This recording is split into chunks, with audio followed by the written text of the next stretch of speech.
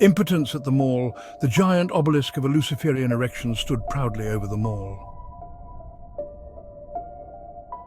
The mall, a place where all matter and manner of things are traded, bartered, sold and swapped.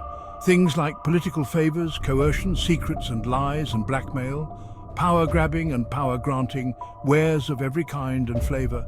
This mall, with its narcissistic reflecting pool, got to be so famous for containing or reflecting the festering of and breeding of the slimiest, most disgusting of vile and cold-blooded critters known to man, the politician and his unelected bureaucrats, that it also got to be called just by the name the Swamp.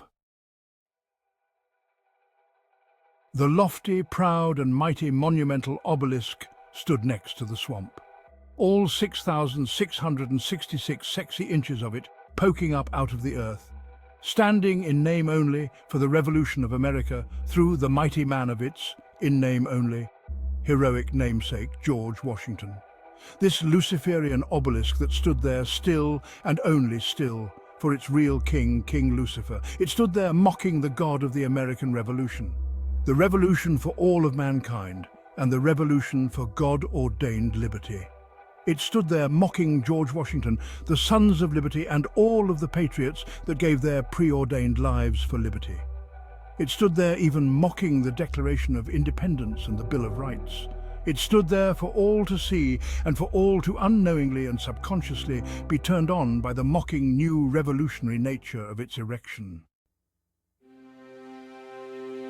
One day, though, when the moving and always steps ahead moving Holy Spirit of truth got to blowing just right, it did a real number on that old obelisk.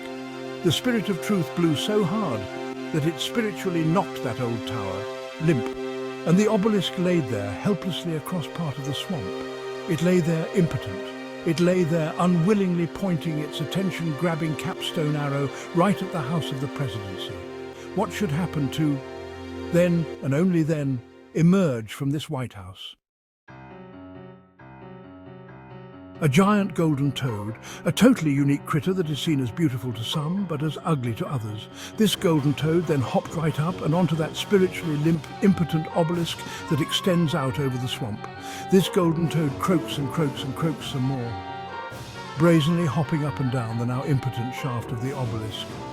The toad even extends its powerful newfound legs out over the edges of the obelisk, offering hope that some daring swamp creatures would latch onto the life-saving efforts to pull themselves up and out of the quickly draining swamp, for it had been cracked wide open by the impact of the falling tower.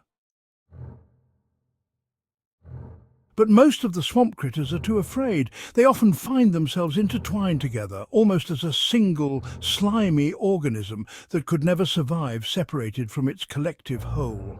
Even when trying to envision the toad's offered-up rescue, and then fathoming a rediscovery of the God-ordained sovereignty of a free-willed man as a son of liberty or a son of God, conjures up deadly fear in the minds of the swamp critters. They are afraid that they would have to walk much too narrow a path up onto and then over the threatening obelisk and back into God's land of liberty. If they take even one step too far, one way, they fear, they would expose to the world their own lies and complicit part in being a swamp creature. But they also know that by various means and threats, that if they take one step too far in the other direction, then they would expose to the world all of the other swamp creatures for their complicit parts and disgusting deeds in building up and festering in the swamp. The path back to liberty, to them, without God's help, seems impossible. So the swamp creatures, in hopeless desperation, continue to brew in their disgusting yet quickly draining stew. But the swamp creatures don't even stop to realize that, ultimately, the toad is irrelevant.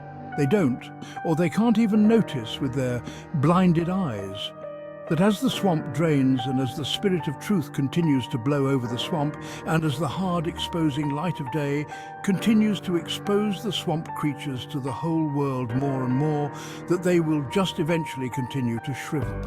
They will shrivel up into a dust that the Holy Spirit of truth will then blow away into the ether of eternity. And here we all stand, or sit, watching and noticing, or failing to notice, this next level of this historic game that is playing out in front of us. That same old ancient game of good versus evil, and the part that we, mere mortal men, were ordained to play in it, for right here and for right now anyways. Thy kingdom come, thy will be done. On earth as it is in heaven, we should pray as Jesus taught us all to pray.